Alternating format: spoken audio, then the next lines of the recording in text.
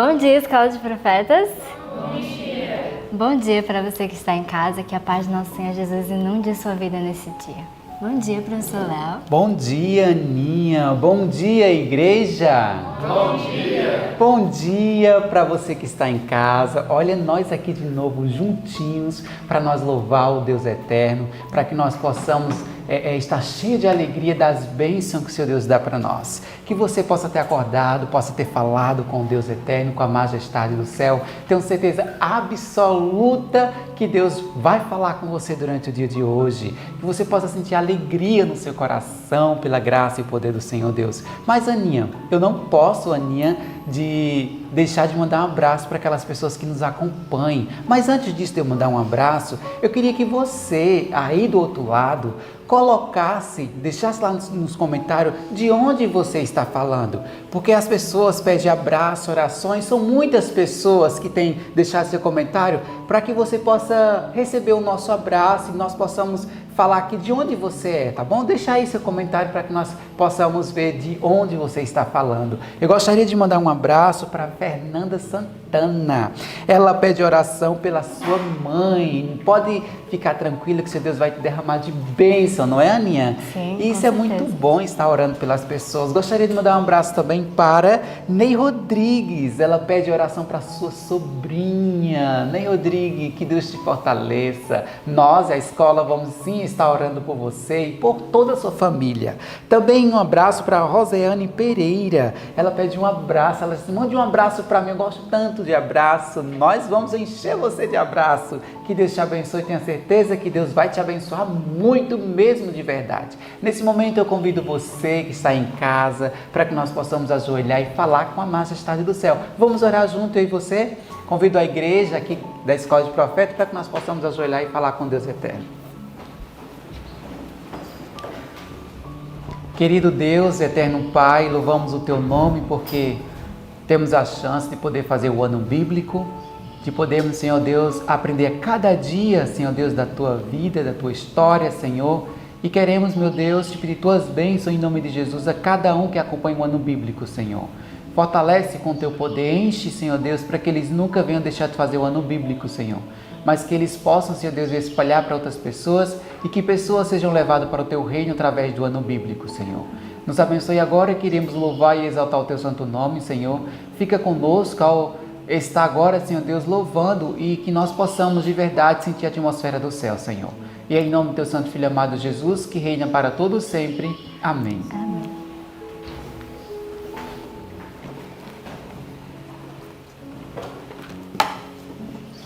E agora, em continuação à nossa adoração, vamos louvar ao nosso Senhor com o hino 142, Perdão, Poder e Paz.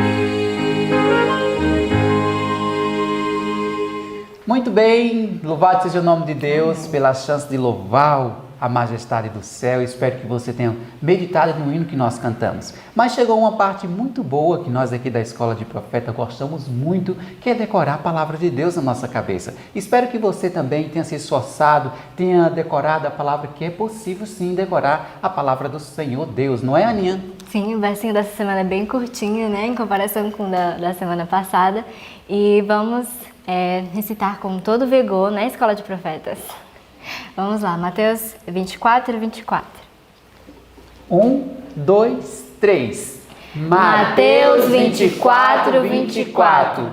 Porque surgirão falsos cristos e falsos profetas, e farão tão grandes sinais e prodígios que, se possível fora, enganariam até os escolhidos. Mateus 24, 24. Mateus 24, 24. Porque surgirão falsos cristos e falsos profetas, e farão tão grandes sinais e prodígios que, se possível fora, enganariam até os escolhidos. Mateus 24, 24. Mateus 24, 24. Porque surgirão falsos cristos e falsos profetas, e farão tão grandes sinais e prodígios que, se possível fora, enganariam até os escolhidos. Mateus 24, 24. Amém. Louvado seja Deus. Vamos agora ficar com o ano bíblico. Não perca por nada na vida. Hoje está muito bom. Deus te abençoe e tenha um bom dia. Amém. Tenha um bom estudo. Tudo bem com você? Seja bem-vindo, seja bem-vinda a mais um momento especial de estudo da Palavra de Deus. Que bom que Deus trouxe você para aprender lições preciosas da Palavra dele. Hoje o nosso estudo está baseado lá no livro de Oséias, no capítulo 11 ao capítulo 14, e também no livro Profetas e Reis, capítulo 24, destruídos porque lhe faltou o conhecimento. Quero convidar você a abrir a sua Bíblia no livro de Oséias. O livro de Oséias traz um apelo de Deus fazendo um apelo às 10 tribos do norte. Aquelas tribos tinham sido agraciadas com muitos profetas de Deus. Você pode recordar de estudos passados que Deus trabalhou ali houve sempre apostasia, separação de Deus, mas um dos maiores profetas trabalharam naquela região, que foi o profeta Elias. Você tem acompanhado conosco em estudos anteriores, mas agora o povo insistia em continuar nessa separação de Deus, na idolatria, corrupção moral, injustiça social. Esse era o contexto ali que estava vivendo aquele período. E Deus envia sua última mensagem de misericórdia, sua última mensagem de juízo. E eu quero mostrar para você alguns aspectos do trato de Deus com Israel. O relacionamento, o favor de Deus com Israel sempre foi condicionado à obediência. Se eles obedecessem, eles receberiam o favor de Deus, mas se eles desobedecessem, eles estariam a favor do outro reino. Preciso falar com você, aqui na terra está havendo um grande conflito. E não é porque Deus é um Deus mau, que o povo desobedecia e Deus castigava. Não, não é assim. É porque dentro do cenário do grande conflito existem dois lados. O lado de Deus e o lado de Satanás. O lado de Deus tem regras e essas regras Deus deixou bem claro para o seu povo desde o começo. Nós vimos que logo quando Deus tirou Israel do Egito, Deus deu a eles as leis, os concertos, a aliança dele. E o povo se comprometeu em obedecer essa aliança. Lá em Êxodo 24, no verso 3 e no verso 7, nós vemos o povo confirmando essa aliança, dizendo: tudo o que o Senhor Deus pedir, nós faremos. Só que o tempo foi passando e o povo foi se esquecendo de Deus, e Moisés também falou dos males que aconteceria se eles se desviassem da lei de Deus. E aqui no livro vem trazendo alguns detalhes aqui. No último parágrafo da primeira página, vem trazendo um detalhe aqui interessante. Diz assim: os israelitas haviam sido especialmente advertidos a não perder de vista os mandamentos de Deus, em cuja obediência deviam encontrar força e bênção. Veja, através da obediência aos mandamentos de Deus, eles encontrariam força e bênção.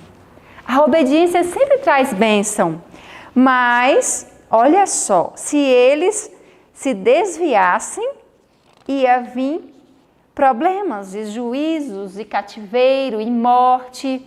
Não porque Deus fosse um Deus vingativo, como eu falei no início, mas quando nós nos desviamos do que Deus nos pede, automaticamente ficamos à mercê do outro lado.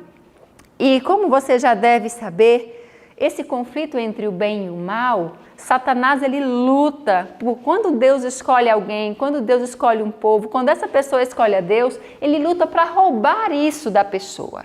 E Satanás sempre lutou ali para roubar a posição daquele povo de agraciado de Deus, roubar as bênçãos do povo. E agora chegou o momento em que o povo estava com uma apostasia tão tremenda, que a ferida deles era incurável. Mas Deus, mesmo assim, enviou mensagens de advertências e apelos ao coração do povo. Quero pedir a você que acompanhe aqui no livro como foi que esse povo chegou a uma apostasia tão grande. Eu queria que você acompanhasse aqui, no parágrafo que começa assim, a apostasia de Israel, para você ter uma ideia de como foi que eles chegaram a esse ponto. A apostasia de Israel havia se desenvolvido gradualmente. De geração em geração, Satanás tinha feito repetidas tentativas para levar a nação escolhida a esquecer os mandamentos, os estatutos e os juízos que eles haviam prometido guardar para sempre. Ele sabia que se pudesse levar a Israel a esquecer-se de Deus e andar após outros deuses e servi-los e adorá-los, certamente pereceriam. Então imagine só, Satanás ele atuou de geração em geração e é assim que ele atua. O objetivo dele é levar você a esquecer de Deus, esquecer do que Deus pede para a sua vida, esquecer. E por isso o mundo está na situação que está. Você já pensou quantas distrações tem hoje? Hoje nós já acordamos correndo de um lado para o outro. O minuto que se tem, eu vejo a maioria das pessoas no celular, olha uma coisa, olha a outra, olha uma coisa, olha a outra, e às vezes nós nem nos lembramos de Deus, de quem nós somos, de que tudo está terminando, e vivemos uma vida distraída, e é esse o objetivo de Satanás. Mas louvado seja Deus que você escolheu buscar a Deus nas primeiras horas do dia. Continue, que você vai sendo fortalecido e vai ser abençoado se você seguir as orientações que Deus deixou para você. Mas agora eu quero convidar você a abrir no livro de Oséias e vamos ver como é que estava a situação do povo e veja a linguagem que Deus usa, que linguagem de amor. Muitas pessoas dizem assim, no Antigo Testamento é um Deus severo, é um Deus que não se preocupa com o povo, um Deus que só pensa em matar, destruir. Não, eu quero que você preste atenção e veja um Deus que está correndo atrás e lutando para salvar um povo rebelde. E o capítulo 11 de Oséias, no verso 1 em diante, traz esse apelo de Deus e mostra como é que estava o povo. Diz assim, quando Israel era menino, eu amei, e do Egito chamei a meu filho. Mas como os chamava, assim se iam da sua face. Sacrificavam a Balaíns e queimavam incenso às imagens de escultura. Todavia eu ensinei a andar Efraim, tomando-os pelos seus braços, mas não entenderam que eu os curava. Atraí-os com cordas humanas e com laços de amor, e fui para eles, como os que tiram o jugo de sobre as suas queixadas, e lhes dei mantimento. Então Deus disse aqui que Ele atraiu o povo com laços de amor. Os laços de amor são os que mais prendem, porque é um laço que demonstra interesse profundo da outra pessoa por você. Então o laço de amor, ele prende não com tirania, com maldade, mas prende porque cuida, né? Então essa é a forma de Deus tratar. Mas quanto mais Deus amava o povo, quanto mais Deus abençoava o povo, olha o verso 7. Porque o meu povo é inclinado a desviar-se de mim, ainda que chamam ao Altíssimo, nenhum deles o exalta. Então veja, as pessoas são inclinadas. Será que você tem sido inclinado a se desviar de Deus? Será que você tem chamado a Deus, mas você não tem exaltado a Deus como Deus está falando aqui? O que é exaltar a Deus? Exaltar a Deus é colocar Ele em primeiro lugar. É levar a sério as orientações que Ele dá, porque toda orientação que Deus dá é para nos cuidar, é para nos proteger.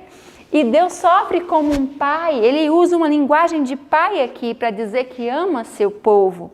E Deus não mudou, Deus ama você. Mas será que você tem guardado o que Deus tem ensinado para você? Você tem buscado os mandamentos de Deus? E aqui ele continua falando de uma linguagem bem interessante. Ele diz que o povo está inclinado a se desviar dele. No capítulo 13, vim trazendo algo interessante também. Eu quero pedir a você que acompanhe do verso 1 ao verso 6. Como é que o povo estava fazendo? Quando Efraim falava, tremia-se. Foi exaltado em Israel, mas ele se fez culpado em Baal e morreu. Verso 2, e agora multiplicaram pecados e a sua prata fizeram uma imagem de fundição, ídolos, segundo o seu entendimento, todos obra de artífices, dos quais dizem, os homens que sacrificam beijam os bezerros. Por isso serão como a nuvem da manhã, como o orvalho da madrugada, que cedo passa, como o folhelho que a tempestade lança da eira e como a fumaça da chaminé. Todavia eu sou o Senhor teu Deus, desde a terra do Egito, portanto não reconhecerás outro Deus além de mim, porque não há Salvador senão eu. Então Deus aqui está falando da situação do povo. Ele está dizendo, olha, eles estão fazendo ídolos, eles estão colocando ídolos de prata, de ouro, de tudo que tinha aqui, eles estavam fazendo ídolos para eles. Mas Deus continua dizendo, mas sou eu que sou o Deus de vocês. Desde antigamente eu sou o Deus de vocês. Era só em Deus que eles iam conseguir as vitórias, eles iam conseguir vencer. Mas agora Deus estava dizendo que Efraim ia passar como uma fumaça da chaminé, porque tinham deixado de seguir o seu Deus, o protetor deles. E quando nós não seguimos a Deus, como eu disse a você no começo, ficamos ali, à mercê de um outro poder que pode querer governar nossa vida. E agora, Deus ele vem trazendo um apelo para o coração de Israel. Veja o verso 9. O verso 9 aqui do capítulo 13 diz, para a tua perda, ó Israel, te rebelaste contra mim, a saber, contra o teu ajudador. Eles se rebelaram contra a única pessoa que poderia ajudar. Sabe, muitas pessoas buscam ajuda em várias coisas, buscam ajuda de várias maneiras para seres humanos. Líderes religiosos, mas o único que realmente pode nos ajudar é quem? É o nosso Deus. E nós precisamos atentar à palavra que Ele deixou escrita para que nós podemos ter sucesso em nossa vida. O capítulo 14 vem trazendo um apelo muito lindo e muito forte de Deus. Eu vejo Deus aqui como um pai amoroso que quer o bem de seus filhos, mas veja, Deus também não obriga, Ele deixa a gente livre para que possamos escolher. E no verso 1 ele diz assim, Converte-te, ó Israel, ao Senhor teu Deus, porque pelos teus pecados têm caídos. O que é conversão? Conversão é mudança de rumo. Israel estava aqui caminhando para a morte, mas Deus chama eles a mudar de rumo, a voltar para Ele. E disse, olha, pelos teus pecados você tem caído. Quem sabe você é uma pessoa que se afastou dos caminhos de Deus. E você tem apanhado da vida de várias maneiras. Mas Deus está convidando você para você voltar, para você se arrepender, para você buscar Ele novamente. Deus vai curar as suas feridas e ajudar você a ter uma vida feliz ao seu lado. E eu quero continuar aqui, no verso 2, ele diz, tomai convosco palavras e convertei-vos ao Senhor. Dizei-lhe, tira toda a iniquidade e aceita o que é bom e ofereceremos como novilhos e sacrifícios de nossos lábios. Gente, Deus está ensinando aqui que nós devemos nos arrepender, confessar para Ele os nossos pecados, ter palavras de arrependimento. Deus estava ensinando o povo aqui como é que Ele gostaria que o povo se voltasse para Ele. E no verso 8 ele fala algo mais interessante. Efraim dirá, que mais tenho eu com os ídolos? Eu o tenho ouvido e cuidarei dele, eu sou como a faia verde, de mim é achado o teu fruto. Se ele se arrependesse, se voltasse para Deus, Deus ia apoiá-los, ia ajudá-los e cuidar deles. Do mesmo jeito é hoje. Deus está esperando que eu e você voltemos o nosso coração para Ele, não só de boca, mas que possamos exaltar Ele como nosso Deus, em um mundo onde está tudo arruinado, tudo modificado, cada um quer fazer o que quer, prejudicar o seu próximo. Esse livro de Oséias vem trazendo como é que estava a situação do povo. E lá em Oséias 4 fala que o que predominava ali era a morte, o adultério, homicídio em cima de homicídio, a mentira. O que predomina no mundo hoje? Não é essas mesmas coisas? Não são essas mesmas coisas? Nunca deu certo a quebra da lei de Deus. Eu quero lembrar você de coisas que aconteceram no passado. Os resultados da quebra dos mandamentos de Deus sempre são os mesmos. Você lembra nos dias de Noé? Deus viu que a maldade do homem tinha se alastrado tanto que ele teve que destruir a terra. Quebra dos mandamentos de Deus. Na época de Abraão também aconteceu do mesmo jeito. Deus colocou seu servo ali no meio daquelas nações ímpias para que eles conhecessem o verdadeiro Deus. Mas o povo de Sodoma e Gomorra não quiseram atentar para o Deus de Abraão e quiseram continuar ali naquela vida de quebra de mandamento, de morte, de adultério, de um monte de coisa errada que havia ali e foram destruídos. Veja, não há nenhuma bênção em quebrar os mandamentos de Deus. Isso sempre traz maldição. Agora, as 10 tribos também estavam numa vida similar. Tudo que estava ali em Sodoma, em Gomorra, na época do dilúvio, estava existindo ali. E, infelizmente, Deus permitiu que eles fossem destruídos, porque eles insistiram em andar segundo o seu coração, na idolatria, fazendo imagens, misturando o culto de Deus com o culto dos ídolos. E o que acontece hoje? Não é assim que o mundo está? Cada um vivendo para si. Você percebe como a maldade humana tem aumentado? Você pensa que Deus não vai intervir? Deus não vai interferir no que está acontecendo agora? Se no passado Deus interferiu, com certeza Ele vai interferir agora também. E qual é a decisão que eu e você precisamos tomar? Precisamos obedecer os mandamentos de Deus, para que a minha família, a sua família, para que nós sejamos protegidos. Mas talvez você pense, os mandamentos de Deus era coisa para o Israel passado, eu não preciso mais seguir esses mandamentos. Quero pedir a você que abra a sua Bíblia e veja em Apocalipse capítulo 17 que Deus tem um povo, um restante do povo de Deus, que tem uma característica especial. Abra a sua Bíblia lá em Apocalipse capítulo 12, no verso 17. E veja, o que o Apocalipse diz aqui para nós, no capítulo 12, no verso 17. E o dragão irou-se contra a mulher e foi fazer guerra ao remanescente ou ao restante da sua semente. Quem são? Os que guardam os mandamentos de Deus e têm o testemunho de Jesus. Então quer dizer que Deus será um povo que guarda os mandamentos de Deus e tem o testemunho de Jesus? E que o dragão, que é Satanás, está irado contra esse povo? Sim. Até o final dos tempos, Deus terá um povo, sim. E Deus tem um povo que guarda os mandamentos de Deus. E você precisa se unir a esse povo.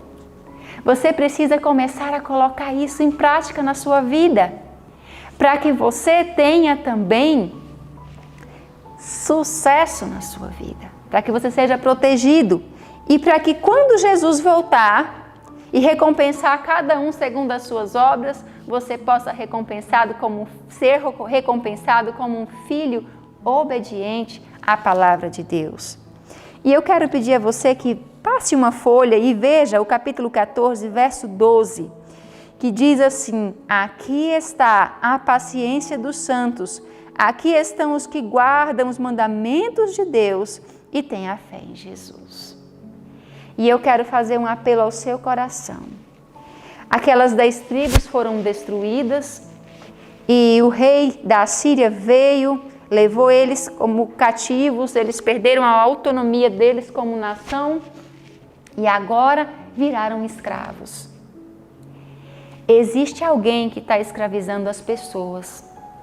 As pessoas não conseguem mais viver fazendo o que elas querem. Existe um poder que está escravizando as pessoas. Basta você olhar do lado.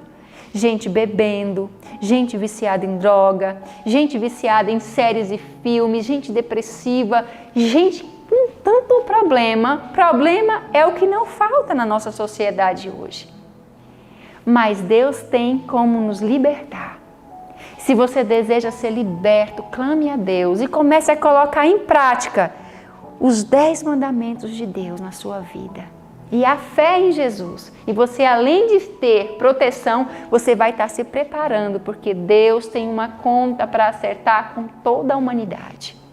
Eu quero convidar você para orar junto comigo nesse momento e pedir a bênção de Deus para que você possa se juntar ao povo que obedece os mandamentos de Deus e tem a fé em Jesus. Vamos orar, vamos pedir a Jesus que nos ajude a tomar uma posição diferente do que esse povo tomou. Quero convidar você para se ajoelhar junto comigo para nós falarmos com Deus. Querido Pai Celestial, muito obrigado por essas orientações. Nós vimos, Senhor, que o Senhor é um Deus de amor, um Deus de bondade, um Deus de misericórdia, mas também é um Deus justo. É um Deus que também permite que nós escolhamos a quem servir. E nós sabemos, Senhor, que desde o princípio, o Senhor tem um reino de amor, uma lei de amor. Mas Satanás tem um reino de bagunça, aonde ele nos engana, Senhor, que nós vamos fazer o que queremos, só que na verdade não é mais o que nós queremos, é o que ele quer, e ele só quer a nossa destruição. Pai, em nome de Jesus, coloco todos os teus filhos que estão ouvindo a tua palavra, que decidiram te buscar. Quem sabe pessoas que hoje estão aqui pela primeira vez. Abençoa a vida dessas pessoas, Senhor. Quem sabe alguém que está precisando ser liberto de algum problema, de algum vício, mas que decidiu buscar ao Senhor. Senhor, cura essas pessoas. Ajuda, Senhor, nós entendermos que o Senhor é o único remédio para todos os males que existem nesse mundo, Senhor. Abençoa-nos e fortaleça-nos e nos dá vontade de servir ao Senhor, de entender quem o Senhor é e o que o Senhor vai fazer agora no final. Fica conosco, nos abençoa, em nome de Jesus. Amém.